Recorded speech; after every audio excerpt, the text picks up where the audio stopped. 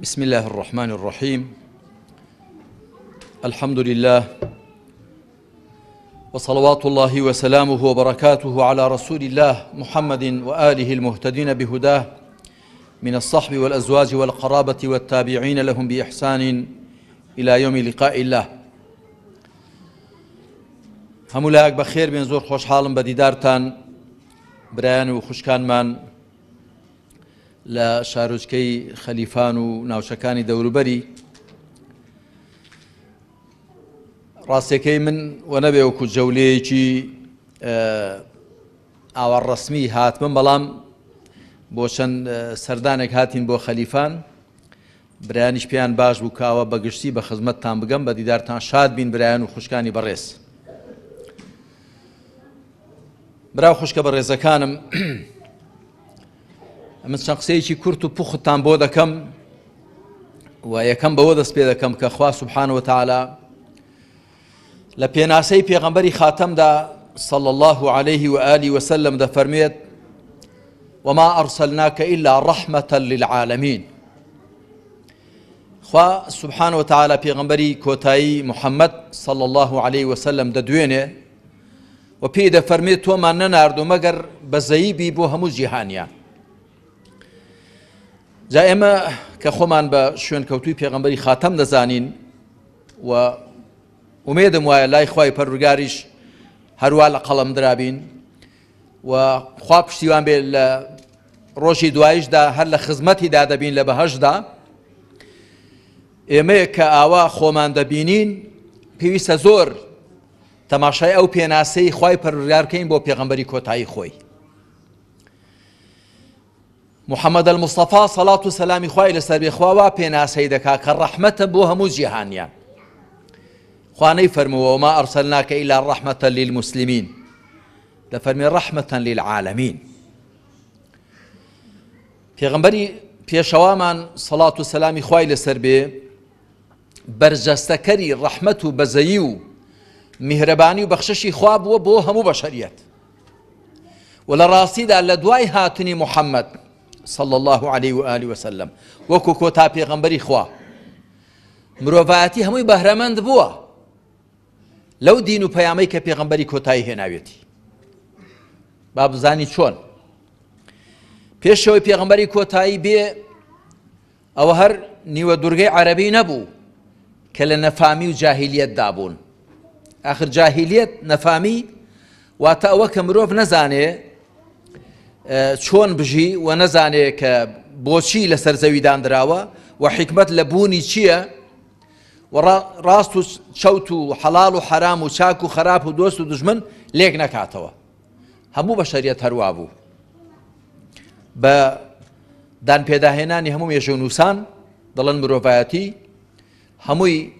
ئەو کاتە لە نەفامی و نەزانی و دواکەوتوێتیدا بوو. لە ڕووی سیاسیەوە هەر دەوڵەتێک دەسەڵاتی هەبووە ئەوی دیکەی داگیر دەکرد. لە ڕووی کۆمەڵایەتیەوە چینایەتیەکی زۆر هەبوو، هەندێک خۆیان زۆر لە پشت ئەوانی دیکەوە دەزانی و خەڵکی دیکەیان زۆر لە خوار خۆیانەوە تەماشا دەکرد. هەروەکو ئێستاش ئەو جەهالەت و نەفامیە کەم و زۆر هەیە. لە ڕووی ئابووریەوە قڕی و پڕی هەبوو، هەندێک پڕ بوون زۆر بەش قڕ بوون. و لە ڕووی فیکریەوە دواکەوتوێتیەکی زۆر هەبوو. و لە ڕووی پەرستنەوە خەڵک ئەنواع و ئەشکاڵ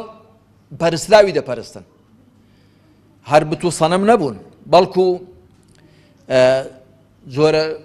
ژیانداریان دەپەرستن کە ئێستاش هەر هەن لە شەرقی ئاسیا، لە ڕۆژهەڵاتی ئاسیا. هەندێک کەس ماری کوبڕا دەپەرستێ، هەندێک کەس مشک دەپەرستێ، هەندێک کەس مانگا دەپەرستێ. ئێستاش هەر هەیە. ئەو کاتە دیارە زۆر بەربەڵاوتر بوو. نەک هەر ئەوەندە، بەڵکو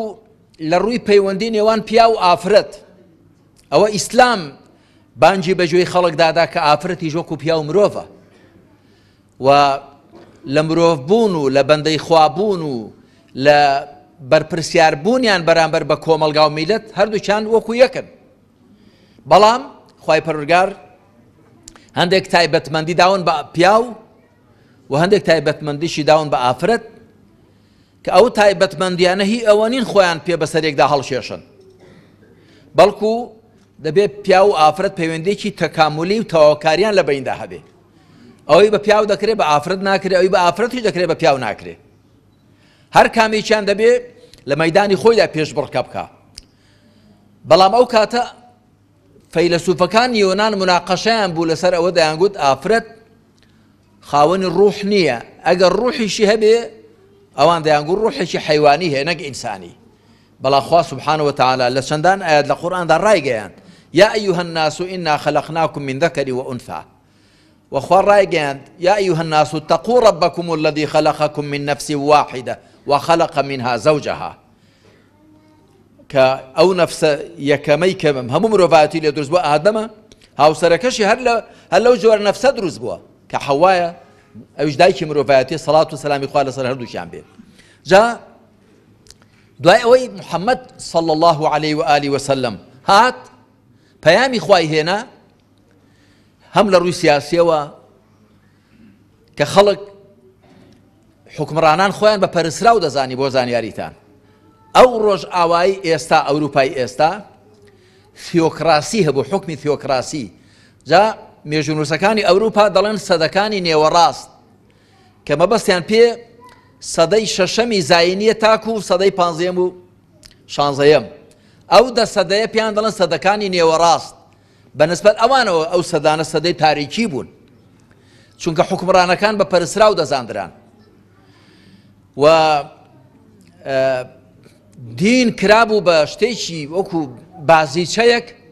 بەدەست کەسانێکەوە کە پیان دەگوترا چینی کە هەنووت کە ئێستاش هەیە لە ئەوروپا، بەڵام ئەو نوفوذ و دەسەڵاتەیان نەماوە. ئیسلام هەموو ئەو شتانەی چارەسەر کردن، وتی حکمڕانان شتێکی جیانین لە خەڵک، بەڵکو هەر لە خەڵکن و خەڵک دەبێت حکمڕانەکانی خۆی دابنێ، خەڵک دەبێت بەرپرسانی خۆی هەڵبژێرێ و دەبێت چاودێریش بێ بەسەریانەوە. و هەر حکمڕانێک ڕەوایەتی لە خەڵک وەرنەگرێ حکمەکەی ناڕەوایە، هەڵبەتە ڕەوایەتێکی حەق، نەک ڕەوایەتێکی بە فرت و فێڵ و تەزویر و چاوبەستەکێ و ترساندنی خەڵک و تەماع و بەرنانی خەڵک و هەتا کۆتایی، ڕەوایەتێکی حەق. هەر بۆیە چوار خەلیفە ڕاشیدەکەی پێغەمبەر صلی الله عليه وسلم ئەبوو بەکر و عومەر و عوثمان و عەلی خواریان ڕازی بێ بە جێنشینە سەرڕاستەکان ناسراون، الخولەفاء الراشیدون، چونکە ڕەوایەتیان لە خەڵک وەرگرت. خەڵک هەڵی بژاردن و خەڵک بەسەریانەوە چاودێر بوو و بەعەدل حکمیان دەکرد پابەت بە قورئان و سونەت و شەریعەتەوە، و هەتا کۆتایی هەموو ئەو شتانەی کە پێغەمبەر عەلەیهی سەڵات وسەلام چۆنی حکمڕانی کردووە ئەویش ئاوایان دەکرد. بۆیە پیان گوتراوە جێنشینە سەرڕاستەکانی پێغەمبەر صلی الله علیه وسلم. جا براو خوشکە بەڕێزەکان، ئێمە ئەگەر تەماشای پێناسەی پێغەمبەری خۆمان بکەین صلی الله عليه وسلم، لە خۆمان حاڵی دەبین دەبێ ئەمەش چۆن بین. بۆ ئێمە زۆر جار گوتومە هەر کۆمەڵە مسلمانێک، هەر کۆمەڵە خەڵکێک بە ئەندازەی ئەوە بە شوێن کەوتووی پێغەمبەردا دەندرێن صلی الله عليه وسلم کە مای ڕەحمەت و خێر و خۆشی بین بۆ خەڵک و بۆ دەوروبەریان، نەک مای زەحمەت و سەرێشە. ئەگەر مای ڕەحمەت بن، مای ئاسوودەیی بن، خەڵک لە پەنایاندا هەست بە ئەو خوشن و ئارامی بکە، ئەو جار معنای وەکو پێغەمبەر دەچن صلی الله عليه وسلم. پێغەمبەری خوا نەک تەنیا مسلمانان بەڵکو هاوبەش بۆ خوادانەرەکان، جوولەکەکان، بەڵکو منافقەکان، هەموو ئەوانە لە پەنای پێغەمبەری خوادا عەلەیهی سەڵات وسەلام و لە ژێر سایە حکمڕانی ئەودا هەستیان بە ئارامی و هێمنی دەکرد، کەس مەترسی نەبوو زوڵمی لێ بکرێ. لە سوورەتی ئەنیسادا 13 ئایەت خوای پەروەردگار دای بەزاندوون بۆ دیفاعکردن لە جوولەکەیەک کە بە ناحەق تۆمەتبار کرابوو. ئەویش ئەوە بوو کە کابرایەک بە ناوی توعمەت و ئیبنی ئوبەیریق کە کابرایەکی مسلمان بوو بەڕواڵەت، بەڵام لە ڕاستیدا منافق بوو، دزیەک دەکا لە ماڵی مسلمانێک. دزیەکە بریتێ دەبێت لە زرەیەک، زریان وەختی خۆی لەبەر کردووە بۆی شیری تورکاریان تێنەکا، ئەو زرێ لە جەواڵە ئاردێکدا بووە. کابرای منافق جەواڵە ئاردەکە بە کۆڵەدادا دەیبا و زرێەکەشی تێدایە، نازانێ بنی جەواڵەکە کون بووە ئارد ڕێژکەی بەستووە شەو بووە تەبعاً هەتا ئەو جەواڵە ئاردە دەباتە ماڵی جوولەکەیەک دای دەنێ دەڵێ ئەوە ئەمانەتی منە بالای تۆ بێت کەسیشی لێ نییە کابرای جوولەکە بیکا بە شایەت کە ئەو کابرا ئەو جەواڵەی هێناوە بۆ بەیانی ماڵەکە کە ئەو دزیان لێکراوە زرێکەیان دزراوە لە جەواڵە ئاردێکدایە بە شوێن بەڕێچێ ئاردیدا دەچێن دەچێتە ماڵی جوولەکە دەڵێ ئەو ئاردەی ئێمە تۆ دزیوتە و زرێکەشی تێدایە ئەوش دەڵێ نەخێر من نەمدزیوە ئەی دەڵێن دەست دەناسیەوە نی هاتۆتە ماڵی تۆ دەڵێ ئاخرە من نەمهێناوە ئەوە فڵان کەس هێنای بۆ ماڵی ئێمە شەوتی ئەمانەتی منە با لێرە بێت ئێ دەڵێن بەڵگەت چی وەڵا دەڵێ هیچ بەڵگەم نییە شەو بوو درەنگ بوو دەڵێن نەخێر هەرە تۆ دزیەکەت کردووە دەچن بۆ لای پێغەمبەر صلى الله عليه وآله وسلم پێغەمبەری خوا خۆ غەیبی نەزانیوە ئەوەی کە خوا پێی ڕانەگەیاند بێ نەیزانیوە حکمی بەظاهیر کردووە بەڕواڵەت هەڵبەتە پێغەمبەری خوا عليه الصلاة والسلام جوولەکەکە تۆمەتبار دەکا کە ئەو دزیە دیارە تۆ کردوتە ئەویش دەڵێ فڵان کەس ئەو جەواڵە ئاردەی هێناوە ئەویش دێ دەڵێ پێغەمبەری خوا بەڵگەی هەیە شایەدی هەیە دەڵێنە وەڵا هیچ بەڵگە و شایەدم نی شەو بوو پێغەمبەر عليه الصلاة والسلام بەڕواڵەت کابرا موسڵمانە و ئەوی دیکەش جوولەکەیە خەری دەبێت کە جوولەکەکەت تاوانبارکە خوا سبحانه وتعالى تەماشای عەدالەتی ئەو ئیسلامە بکەن کە پێغەمبەری کۆتایی هێناوێتی کە خوا پێیدا ناردووە خوای پەروەردگار لە سەر حەو ئاسمانەوە تەدەخل دەکات لەو خەڵزیە کە دەفەرمێ ئنا ئەنزەلنا ئیلەیکە الکتابە بالحەق لتحكم بين الناس بما أراك الله ولا تكن للخائنين خصيما واستغفر الله إن الله كان غفورا رحيما تاكو تاي هر دوازە سێنزە ئاەتەکە دوازە سێزدە ئاەت دادەبەزن کە ئاەت یەکەمیان دەفەرمی ئێمە قورئانمان بە حەق بۆ تۆ دابەزاندووە تاکو تۆ بە شێوەیەکی ڕاست دادوەری لە نێوانی خەڵکدا بکەی و بەرگری مەکە لە خائینان واتە ئەو موسڵمانە خائینە بەرگری لێ مەکە و داوای لێبوردن لە خوا بکە کە دڵت وا بووە کە ئەو جوولەکەی دزی کردوون جوولەکەکەش بەریە ئاگای لە هیچ نییە و دوایی حکمەکە دەکەوێتە سەر کابرای منافق کە بەڕواڵەت موسڵمانە خەری دەبن سزای بدەن ڕادەکا مەدینە بەجێ دەڵێ دەچێت بۆ مەکە و کاتە مەکە بەدەست مشریکەکانەوە بووە لەوێش دزی دەکا دیواری ماڵێکی دەبڕێ دیوارەکەی بەسەردا دەڕوخێ و دەمرێ جا تەماشا بکەن برا خۆشکەکانم لە دینی خوای پەروەردگاردا لە دینی خوای حەقدا جوولەکە و موسڵمان چاک و خراپ لە بەرامبەر حکمی شەرعدا وەکو یەکن نابێت لەبەرەوەی کە فڵان کەس موسڵمانە بەلای داداشتێنین ئەوی دیکە لەبەرەوەی جوولەکەیە نەخێر غەدری لێ بکەین نە شتیوان نییە ئەوە تەنیا لە ئیسلام داوایە ها ئێمە ئەگەر تەماشای ناونیشان و ناسناوی پێغەمبەری خاتەم کەین صلی الله عليه وسلم کە ڕەحمەتەن للعالەمین وەکو گوتم دەبێ ئێستا بڵێ ئەهلی ئیسلامەوە دەسەڵاتمان بەدەستەوە نێ دەسەڵاتی سیاسی بەڵام هەر کەسە ئەوەندی کە نفوذی هەیە ئەوەندی حکمی دەڕوا ئەوەندی قسەی دەڕوا دەبێ مایە ڕەحمەت بێ بۆ دەر و ژیرانی بۆ دۆست و خزمی بۆ دەوروبەری بۆ ئەوانەی کە بە قسەی دەکەن و ئەوانەی کە قسەی بەسەریانەوە دەڕوا دەبێ مایە ڕەحمەت و هێمنی و ئاسایش بێت شتێکی دی کە ویستم بۆتان باس بکەم برا خوشکەکانم ئەوەیە کە ئێستا خەڵکی ئەم ڕۆژگارەی ئێمە هەمووی بە تایبەتی لە هەرێمی کوردستاندا هەمووی زاڵێتی و هەمووی ناڕەحەتە بەدەست جارێک بێ کارەبایی بێ ئاوی بێ پارەی بێ موچەی بێ معاشی ئەوانە هەڵبەتە ئێمە خوای پەروەردگار لەم سەرزەوێ دای ناوین کە ژیانێکی ئاسوودە بگوزارێنین وەخوا ئەم سەرزەوی بۆ پڕ کردوین لە ناز و نیعمەت لە ڕاستیدا نیعمەتەکانی کە خوا بۆی داناوین لە سەرزەوی ئەگەر بە دادگەرانە دابەش بکرێن بەشی هەمووان دەکەن بەڵام ئەوە لە ئەنجامی ئەوەدا ئێستا ساڵانە بە ملیۆنان خەڵک لە بەرسان دەمرێ لە زۆر لە وڵاتان لەبەر چییە؟ لەبەرەوە کە واریداتی دنیا هەمووی لە سایەی ئەو حکمی لیبرالیزم و گلۆبالیزیشن عەولەمە و ئەوانە سیستەمی کاپیتالیزم زۆربەی واریداتی دنیا لە دەستی کەمینەیەکدا قەتیس بووە و بۆیە زۆربەی خەڵکی تووشی ناڕەحەتی دەبێت وەکو زانایەک دەڵێ لە هەر شوێنێک شای بەرزت بینین شیوی زۆر قوڵیش دەبینی. ئەوانەی کە بۆ نانی ڕۆژێ محتاجن بۆ نانی شەوێ محتاجن ئەوانەی کە بێنوان بێوەزعن بێدەرەتانن هۆکارەکەی ئەوەیە کە لەو لاوە لە سەریە ڕژاوە بۆیە ئەوان لە بەریان بڕاوە. جاری دیکە باسم کردووە مستەفا لوتفی منفەلوتی ئەدیبێکە ئەدیبێکی میسریە بەڵام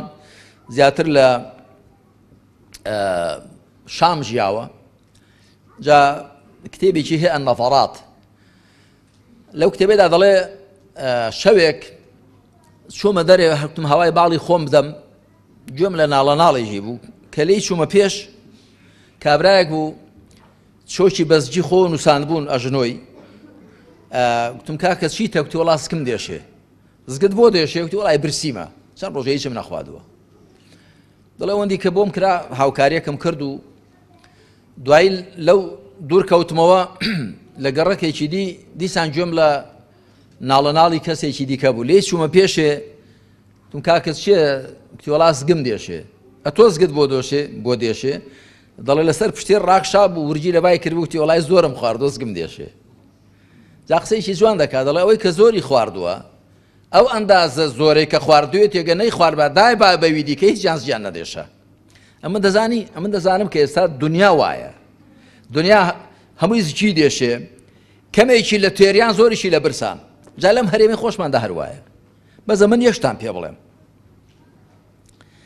گومانی تێدا نییە کە نابێ وابێت عەدل وایە و حەق وایە خێر و بێری ئەم وڵاتە بۆ هەموو خەڵکی ئەم وڵاتە بێ. خۆخوا سبحانه وتعالى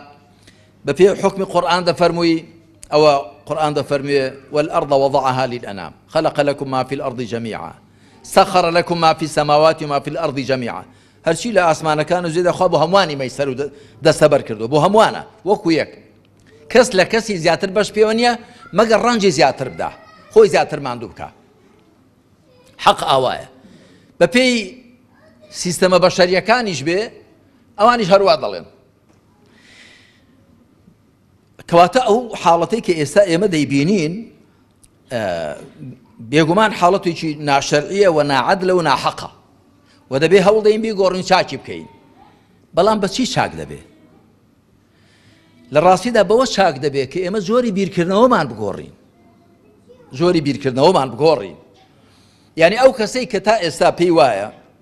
عیباد و بیلاد بۆ خزمەتی ئەو خوڵقاون دەبێ هەموویان لە خزمەتی ویدا بن خەدەم و حەشەم بن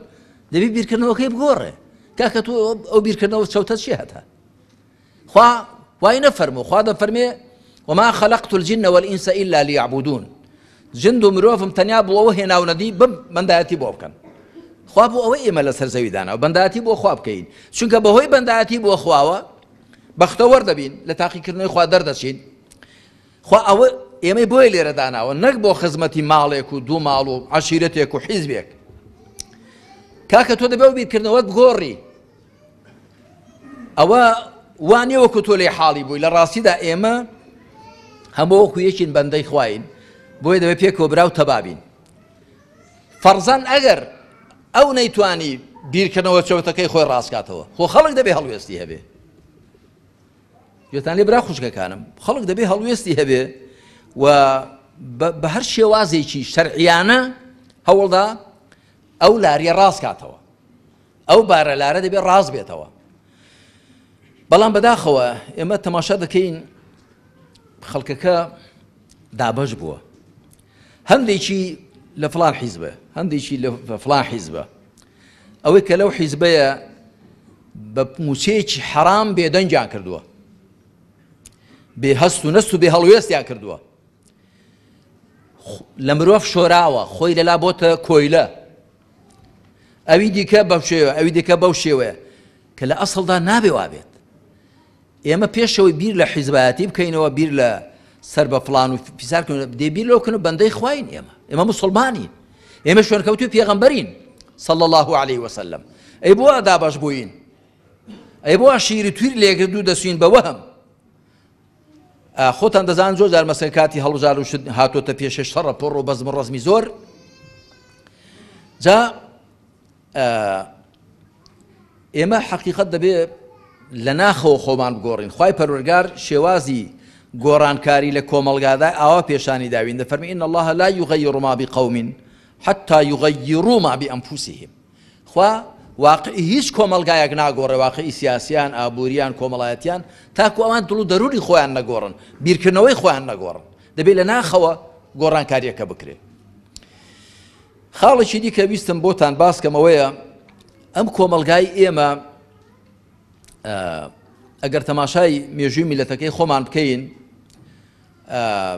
لە سەدەکانی ڕابردووشدا میلەتی کورد بە میلەتێکی بە ئەخلاق و ڕەوش جوان و ئاکارپەسەند ناسراوە. یعنی ئەو گەڕێدانەی هاتوون بۆ گەڕاون بە وڵاتاندا کە هاتوونە کوردستان، یعنی مەدحی میلەتی کوردیان کردووە، گوتویانە میلەتێکی میهمان نەوازن، غەریب دۆستن، خزمەتی ڕێبوار دەکەن، خزمەتی میوان دەکەن، ئاوا دەکەن، ئاوا دەکەن. هەروەها زۆر ڕەوشتی دیکەی جوانمان هەبوون کە هەموو ڕەوشتەکانی کە لە نێو عەشەیرەتاندا هەبوون، ئەمە زۆر جار گوتومە عەشیرەت و شەریعەت پیتەکان بەقەد یەکن. عەشیرەت هەر شتێکی باشی هەبوو لە شەریعەتی وەرگرتووە. ئێستا بەداخەوە ئێرە ناڵێم، ئێرە وەکو خەلیفان و دەوروبەری الحەمدوللا وا پێدەچێت سەلامەتتر بن، بەڵام لە شارە قەڵەباڵغەکان زەمزەمەیەکی خراپ دەستی پێ کردووە. ئەویش ئەوەیە کە دەیانەوێ ئافرەتانمان حاشای خوشکانی بەڕێز وەکو مەیمون لێ بکەن، لاسای خەڵکی بێگانە بکەنەوە، بەبێ ئەوەی لە فەلسەفەی ژیان و لە شێوەی ئەوان حاڵی بن. کە من چوون بە وڵاتانی ڕۆژ ئاواش لەوێش ئەوەی کە هەندێک لە ئافرەتانی ئێمە دەیانەوێ فێریان بکرێ و ویان لێ بکەن، لەوێش وان نییە بۆ زانیاریتان. ئەگەر ناخۆگەر وابێ و ئەوروپا و ئەمریکا و ڕۆژ ئاوا و وڵاتانەی بەچی چۆن بەڕێوە دەچن. من ئافرەت و پیاو دەبینم بۆ یان چۆن بۆ ئەڵمانیا، بۆ بەریتانیا، بۆ فەڕەنسا، بۆ هۆڵندا، بۆ وڵاتانە لە بەیانیەوە دەردەچێ وەک پەلیک، دەچینیشی خۆیان دەکەن، ئێوارە دەگەڕێنەوە. ئیلا ئەو کاتانی کە ڕۆژی پشودانیانە لە هەفتەدا شەممە و یەکشەممە، ئەگەنا ڕۆژەکانی کە ئیش دەکەن. ئەوە نییە کە هەر خەریکی خۆیان بن و هەر لەبەر ئاوێنە بن، وەکو مەسەریان ئەو هێندێک ئافرەتانی ئێمان والێ کردووە داڵغە بەلوتی خوان و بەدەم چای خوانەوە لێ بدەن، وان نییە. وەگەر وا بێ وڵاتانە چۆن بەڕێوە دەچن؟ هەی چی ئیش دەکا؟ ژن و پیاویان ئیش دەکەن. حەقیقەت ئەو کارکردنە لەسەر ئافرەتانمان بەتایبەت و لەسەر گەنجەکانمان بەگشتی بە کوڕوکشەوە کە لە ئیمان و لە ئەخلاق خاڵیان بکەنەوە، ئەوانە بە هەر ئامانجێک ئەوە بکەن، بەڵام سەرنجام میلەتەکە لە بین دەچێت. حافظ إبراهيم شاعرێکی گەورەی میسری دەڵێ وإنما الأمم الأخلاق فإن هم ذهبت أخلاقهم ذهبوا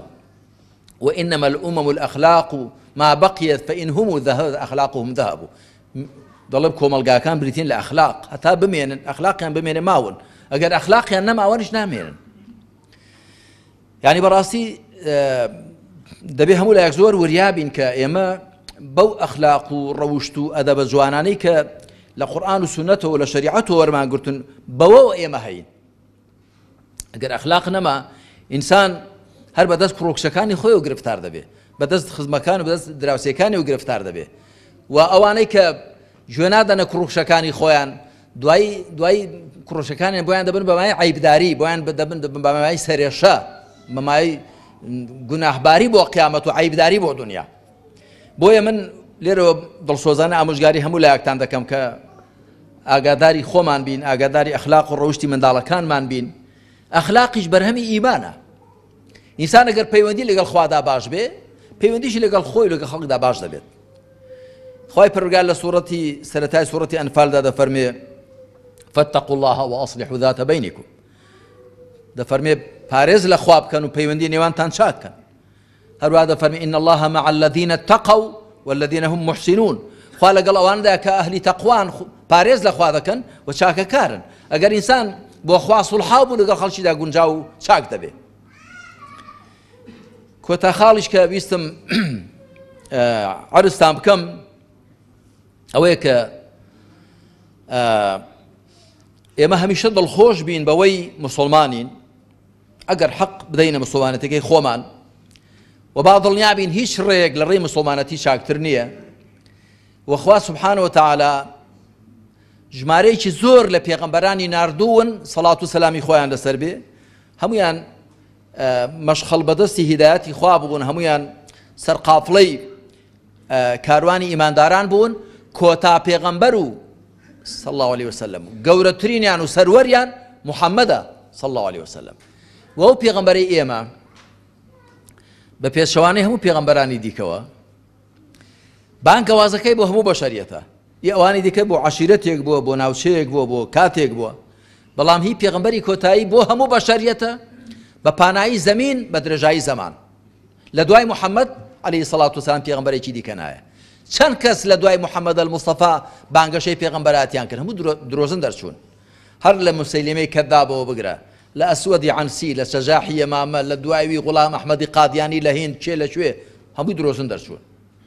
لە دوای محەممەد صلى الله عليه وسلم پێغەمبەرێکی دیکە نایە ئیبن تەیمیە ڕەحمەتی خوای لێ بێ کتێبێکی هەیە باسی النبوات دەکا دەڵێ هەر کەسێ باسی پێغەمبەرایەتی خۆی دەکا یا چاکترین کەسە یا خراپترین کەسە ڕاستیشە دەڵێ گەر ڕاست بکات چاکترین کەسە کە پێغەمبەران بوون ئەگەر درۆژ بکات خراپترین کەسە جا ئێمە دەبێت دڵمان بە خۆمان خۆش بێ کە شوێنکەوتوی پێغەمبەری کۆتایی خوای و خۆشک و برایەکانم با ئێمە دڵنیابین بە ئەندازەی ئەوە کە بەم قورئانەوە پابەند دەبین کە ئەوە دوافەرمایشتی خوایە ئەم قورئانە دوافەرمایشتی خوایە ئەمن پەیمانی کۆن و نوێ پەیمانی کۆن واتە تەورات و ئەو کە تەورات 4 سیفرە لەگەڵ هەر 35 کتێبەکەی دیکەمیان 39 کتێبن و ئینجیلەکان 4 ئینجیلەکان و کتێبی ئاڤێستای مەجووسیەکان و کتێبی کەنزاڕەبای سابیئەکان ئەوانم هەروە ئەوە هی یەزیدیەکان ئەوانە هەموو تەماشا کرد وەڵڵاهی ئەو کتێبانە لەگەڵ قورئاندا کە بەراورد دەکەی وەکو حیکایەتی بەرئاگردان وان دیارە ئەو کتێبەی خوا بۆ موسای ناردووە سەڵات و سەلامی خوای لەسەر بێ گۆڕدراوە دەستکاری کراوە و لە ئەسڵدا خوا ئەو کتێبەی بۆ موسای ناربوو تەنیا بۆ بەنو ئیسرائیلی بۆ ناربوو و بۆ 3500 ساڵ لەمەوە پێش موسى عليه الصلاة والسلام 3500 ساڵ زیاتر لەمە پێشیاوە بۆ ئەو کاتی بۆی ناربوو و زەبوری کە بۆ داودی ناردووە بۆ ڕۆژگاری خۆی بوو و هەروەها بۆ سولەیمان بۆ ڕۆژگاری خۆی بووە و ئینجیلەکەی کە بۆ عیسای ناردووە کە یەک ئینجیلی بۆ ناردووە ئێستا نەسڕەنەکە 4 ئینجیلیان هەن بۆ ڕۆژگاری خۆی بووە ئەگەر ڕاستکەن مەجووسیەکانیش ئاڤێستاش ئەگەر کتێبێکی خوا بوو بێ بەڵام زۆر هەموو گۆڕدراون و دەستکاری کراون هەروەها کتێبەکەی سابیئەش ئێستا تاخشتێک لە بەردەستی بەشەریەتدا هەبێ ئەم قورئانەیە کە تۆ لێی دڵنیابی لە ئەلیفی هەتا یای هەمووی فەرمایشتی خوایە جا ئەوانەی کە لێ بکۆڵنەوە من لەو بینی پێشوو کتێبێکم نووسی بە ناوی قورئانی مەزن لە 90 وەردا ئەوەی کە شارەزا بێ و زانا بێ و لێ بکۆڵێتەوە دەزانێت کە ئەم قورئانەی بەردەستی ئێمە 114 سوورەتە 6236 ئاەتە 77439 وشەیە 321180 پیتە مسلمانان لە ڕۆژهەڵات بۆ ڕۆژ ئاوا ئێستا لەگەڵ ڕۆژگاری پێغەمبەر صلی الله علیه و سلم لەسەر پیتێکی قورئان کێشەیان نییە بەڵام وەرە کتێبەکانی دیکە بێنە هەر ئەو چاپەی لەگەڵ چاپی دیکەی فەرقی هەیە جگە لەوەی کە نێوەڕووکەکەشیان خەزەعبەلاتی وای تێدایە هەر لە فەرمایشتی خوا ناوەشێتەوە بۆیە بە ئەمە زۆر دڵخۆش بین کە شوێنکەوتی قورئانی پاشان ئەگەر بینە سەر باسی پێغەمبەرەکان سەڵات و سەلامی خوایان لەسەر بێ هەموو پێغەمبەرانی خوا پایەبەرز بوون بەڵام لەبەر ئەوە پێغەمبەرانی دیکە خوای پەروەردگار بۆ ڕۆژگارێک بۆ عەشیرەتێک بۆ کاتێکی دیاریکراوی ناردوون بۆیە ژیان و بەسەراتیان چاک پارێزراو نەبووە غەیری ئەوەی کە قورئان بۆی پاراستووین تەماشا دەکەی هەموو ژیانی عیسا عەلەیهی سەڵات وەسەلام هەر تقریبا هی 2-3 ساڵی هەیە بۆ ئێمە پارێزراوە ئەو 2-3 ساڵی کە بۆ پێشەوەی خوا بەرزی کاتەوە بۆ ئاسمان هی موسا عەلەیهی سەڵات وەسەلام غەیری ئەوەی کە لە قورئاندا هاوی دیکەی ماوەیەکی کەمی بەڵام زۆر وردەکاری هەیە نەپارێزراوە هەروە داود و سلەیمان و پێغەمبەرانی دیکەش هەروە بەڵام محەممەد الموستەفا سەڵات و سەلامی خوای لەسەر بێ هی پێش پێغەمبەرایەتی بۆ ئێمە پارێزراوە لەو ڕۆژەوە کە بووەتە پێغەمبەر صلی الله علیه وسلم لەحزە بە لەحزەی ژیانی ڕۆژ بە ڕۆژ شەو کاتەکانی هەمووی دیارە 13 ساڵ لە مەککە بووە 10 ساڵ و چەند مانجێک لە مەدینە بووە چی کردووە چۆنی کردووە هەموو ژیانی بۆ ئێمە پارێزراوە جارە زۆر هەر لە قورئاندا پارێزراوە ئەوی دیکەشی هەمووی بۆ ئێمە پارێزراوە لە کتێبەکانی سونەتدا بۆیە ئێستا ئێمە کە دەڵێن شوێنکەوتوی پێغەمبەرین صلی الله عليه وسلم ئەگەر لە قورئان شارەزا بین و لە ڕێبازی پێغەمبەر صلی الله عليه وسلم زۆر چاک دەزانی شوێنکەوتوی چێین بەڵام کابرایکی نەسڕانی کە دەڵێ من بە دوای عیسا دەکەوم تەماشا دەکەی بۆ لە ئەوروپا عەلمانیەت پەیدا بوو سێکۆلاریزم بۆ لێوە پەیدا بوو چونکە بۆشاییکی زۆر لە ژیانیاندا هەبوو ئینجیلەکان شەریعەتیان تێدا نییە باسی حەڵال و حەرام و باسی چاکە و خراپە و باسیەوە وڵات چۆن بەڕێوە بچێ و خەڵک چی بکات چۆن کە باسیەوەی تێدا نییە هەمووی ئامۆژگاری ڕوحی و ئەخلاقی و ئەو شتانەیە بەڵام قورئانی موسڵمانان شەریعەتی تێدایە بۆیە عەلمانیەت لەنێو موسڵماناندا جێی نابێتەوە موسڵمان ئەگەر موسڵمان بن عەلمانیەت چی لێ بکەن یانی باسی چیان بۆ دەکا باسی بەڕێوەبردنی وڵاتیان بۆ دەکا قورئان باز دەکا باسی لانی ئابووریان بۆ دەکا لە قورئاندا هەیە باسی پێکێنانی خێزانیان بۆ دەکا لە قورئاندا هەیە باسی چیان بۆ دەکا یعنی هەمووی لە فەرمایشتی خوادا هەیە بەو شێوەیە کە حەقە و ڕاستە و چاکە بۆیە بە ئێمە دڵخۆش بین بەوەی کە موسڵمانین و شوێنکەوتوی پێغەمبەری کۆتایین صلی الله عليه وسلم و پەیڕەوی قورئانین بەڵام با ئەوە هاندەرمان بێ هەرچی زیاتر لە قورئان تێبگەین لە قورئان شارەزا بین لێی لەبەرکەین چاکی بخوێنین لێی تێبگەین لێی وردبینەوە کاری پێ بکەین و پاشان ڕێبازی پێغەمبەر صلی الله عليه وسلم کە ڕێبازی پێغەمبەریش عليه الصلاة والسلام ئەویش هەر بریتێ لە تەطبیق و جێبەجێکردنی قورئان لە ژیانی تاچی و خێزانی و کۆمەڵاتی و سیاسی خۆیدا ئێمە ڕێکە لەبەردەستمانە بۆیە پێغەمبەر عليه الصلاة والسلام فەرموویەتی تەرەکتوکم على البەیضاء ليلها كنهارها لا يزيغ عنها إلا هالك دەفەرمێ لەسەر ڕێیەکی سپی و ڕوون ئێوەم بەجێهێشتووە شەوەکەشی وەکو ڕۆژەکەی وایە واتە تاریکی تێدا نییە مەگەر کەسێک بۆ خۆی بفەوتێنێ ئەگەر نەکەس لەو ڕێ لا نادا هیچ کەس لە ڕێی ڕاست لا دەدا ئەو ڕێ مەسەلەن شەقامەڕەیە کە دەڕوا بۆ هەولێر دەڕوا بۆ دوهۆک دەڕوا بۆ کوێ لە شەقامەڕێ کەس بوون دەبێت لە کوێرە ڕێیان خەڵک بوون دەبێت یعنی من زۆر دەرگوتومە ڕێک 124,000 بەس پێغەمبەری پێدا ڕۆی بن کە لە موسنەدی ئیمام ئەحمەددا دەڵێ 124,000 پێغەمبەر هاتووە 124,000 پێغەمبەر بە ڕێیەکیدا ڕۆی بن وا کوتراوەتەوە تەخت بووە گرەی لێ نەماوە ئەوە لەکوێ کابرایەک پەیدا بووە مارکسێکە لینینێکە کابرایەک لە ئەوروپا لە ئەمریکا لە غەرب لە شەرق پەیدا بووە شوێرە ڕێیەکی داناوە خەڵک پێدا دەفەوتێ جا من لە کۆتاییدا جارێکی کە دەڵێم بە هەرچی زیاتر هەوڵ دەین لە قورئانی خواوە لە ڕێبازی پێغەمبەری پێشەوا صلی الله علیه وسلم شارەزا بین و هەوڵیش دەین شارەزایەکەمان بگۆڕین بۆ کردەوە لە خۆماندا زانینەکە بگۆڕین بۆ توانین حاڵی بوونەکە لە خۆماندا بکەینە حاڵ ئەو کاتە دەبینە چرایەک دەوروبەری خۆمان ڕۆشن دەکەینەوە وەکو پێغەمبەرەکەی خۆمان عەلەیهی سەڵات وسەلام ئەمەش دەبینە مایە ڕەحمەت بۆ خەڵکو بۆ دەوروبەرمان لێرەوە دەبێت گۆڕانکاری بکرێ بە ئەوە دەکرێت کە ئێمە هەوڵ دەین ئەوانەی کە خۆمان لەسەر ڕێی پێغەمبەر دەبینە عەلەیهی سەڵات وسەلام زیاتر خۆمان بەرینە ئاستی پێغەمبەری خواوە و من پێشم وایە ئەگەر ئێمە شایستە بین خوای پەروەردگار هۆکاری وا دەڕەخسێنێ ئەو زوڵم و ستەم و گەندەڵی و فەسادە ئەو هەموو قۆرەخکاری و دەست بەسەر واریداتی وڵاتداگرتنە لەلایەن چەند ماڵێک و چەند بناوڵێک و کۆتایی پێدێ ئەگەر ئێمە شایستە بین ئەهل بین و کار بکەین بە تاکید خوای پەروەردگار بارودۆخەکەمان بە زۆرێک بۆ دەگۆڕێ کە شایستەی میلەتێکی موسڵمان بێ خوا بە لوتف و کەڕەمی خۆی دەروی خێرمان لێ بکاتەوە وەخوا زیاتر هیدایەتمان بدا زیاتر عەقڵ و دڵمان ڕۆشن کاتەوە بە نووری هیدایەتی خۆی وەسەلام عەلەیکم وەڕەحمەتوڵڵاهی وبەڕەکاتوه